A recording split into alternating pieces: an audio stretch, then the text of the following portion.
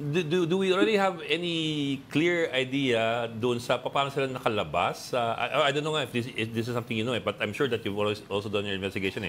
Kasi ang claim, di ba, ni Sheila Go and ni Cassandra Leong, sumakay sila ng bangka, lumabas sila ng bansa. Speedboat. Oo. Yung bangka baka mahirapan. Yeah. Pero there are people who are saying na parang, ganun ba, yun ba talagang gagawin nilang rota? Wouldn't they have... Yung banat ni Presidente ay may mga Bureau of Immigration officials na involved. Kung ganun ang ruta nila, walang Bureau of Immigration officials na involved doon. Kung sa isang resort, tapos lumabas sila through the back door or wherever. Pero yung statement kasi ni Presidente ay... parang particular may immigration officials na involved. So, may possibility kaya na dumaan sila dun sa usual legal routes na merong nag-escort sa kanila na immigration officials. Malapastillas. Yeah. Actually, kasama po sa iniimbestigahan yan. Very naman po si SOJ sa pagsasabi po na talagang meron po silang suspecha na talaga pong may mga tumulong sa pagtakas po ni dating Mayor Alice Go. At pero bagamat iniimbestigahan na po ng NBI yon, hindi pa rin po kami tumitigil sa pag-iimbestiga naman po doon sa sinasabi nating backdoor exit na ginawa nila, no.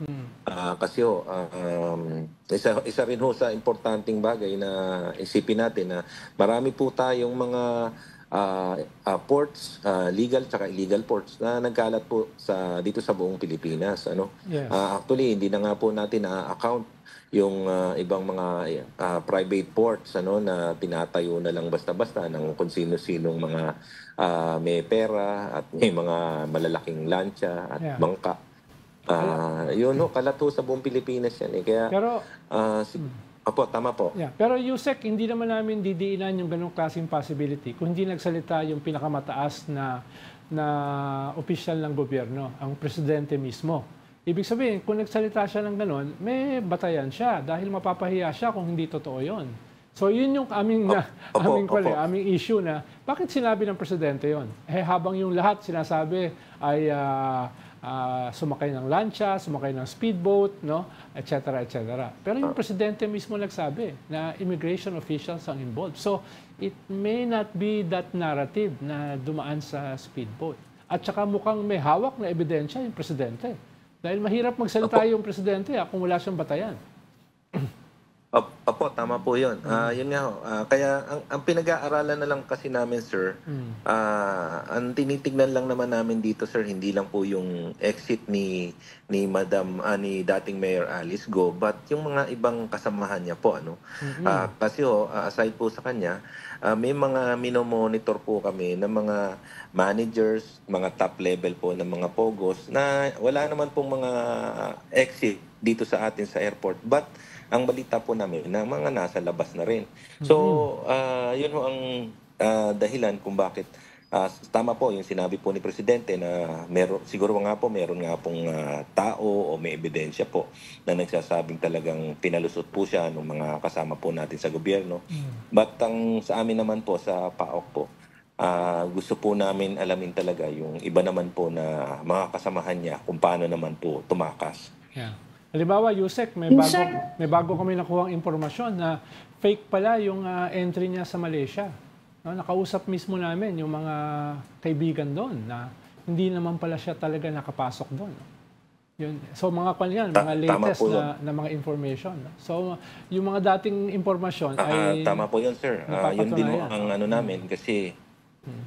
Parang kasama sa package po yan, pag-scrap po niya, na yung pati po yung pagpipeke nung pag-alis niya, dapat to magkaroon po sa passport para lumabas mo na talagang pumasok po siya ng legal way.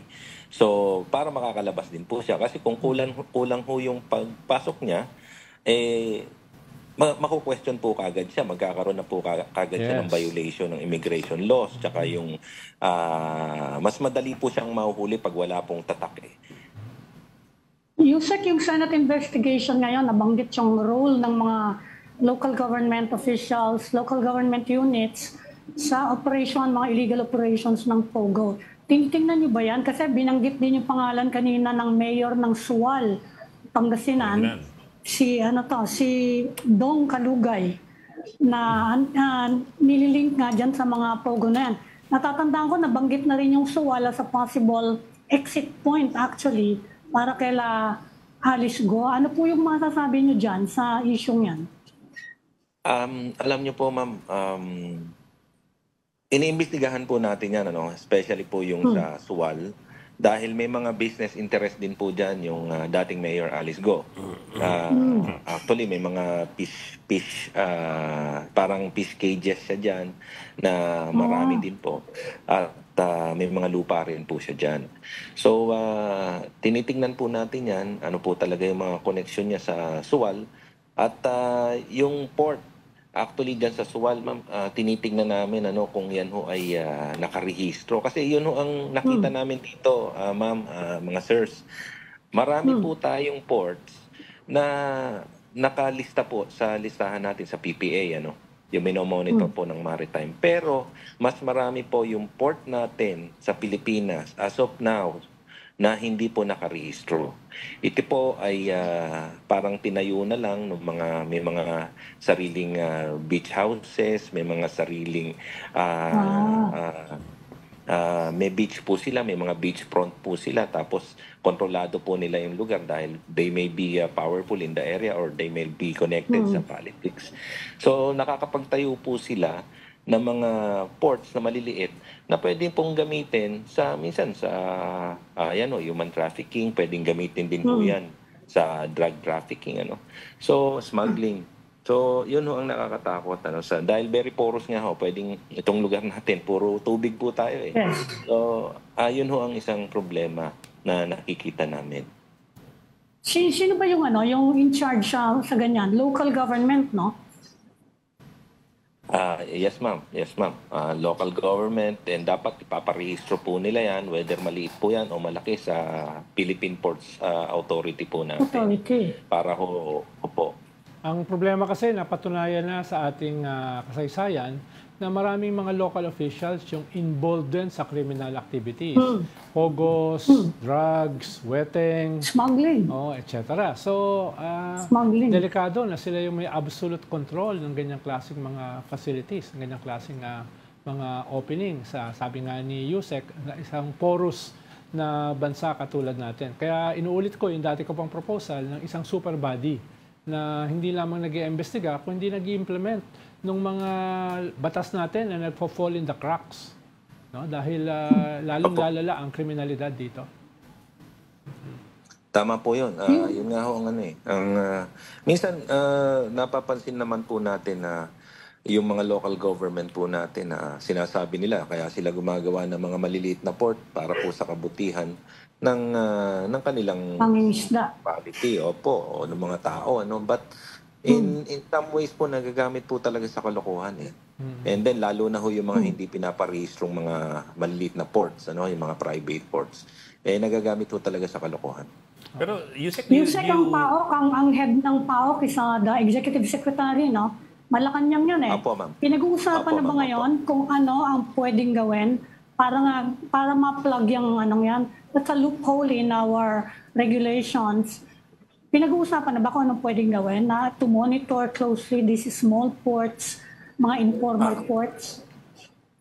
Sa ngayon po, na-i-open pa lang yan. Nabuksan po kasi ito, ma'am, nung ako po ay nasa Dangerous Drugs Boards. Bago po kasi ako na-assign sa PAOK, nasa DDB po ako. And then, tinignan po namin yung listahan ng mga registered ports.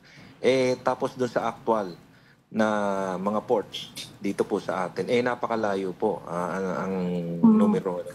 So, with that, sabi ko, nung nasa DB ako, mag-propose tayo na magkaroon ng accounting of ports. Yung nga ho ang tawag ito na let's do accounting of ports, and then bilangin natin kung sino may-ari. So, we can pinpoint kung halimbawa, lumusot ho, like halimbawa po, yung nahuling Shabu sa Quezon.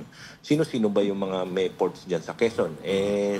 Sa investigasyon po natin, marami mga beaches doon, may mga ports.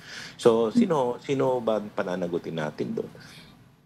Pero Yusek, do you even need a port to bring in or out contraband pag hindi naman ganun kalaki yung volume? Kasi di ba in the end you can do it naman with a speedboat to meet a bigger boat offshore. In which case the entire coastline becomes a potential problem. Nung nag-organize nga ako ng mga magsasaka sa Infanta at sa Baler, ang ginagawa ng mga drug lords, iniiwan na lang sa dagat eh. Tapos May GPS. babatakin na lang yan papuntang lupa. So maraming paraan Opo. niya mga yan. Tama po. Oo. Opo, tama po yun. Marami pong paraan para makapagpasok po ng mga illegal na bagay dito po sa atin. Kagaya ng sinabi natin, puro tubig kasi yung paligid natin. Kaya pwedeng hilahin, pwedeng gumamit ng maliliit na bangka. Di ba? Pwedeng mga maninisid lang kung talaga ilulubog nila.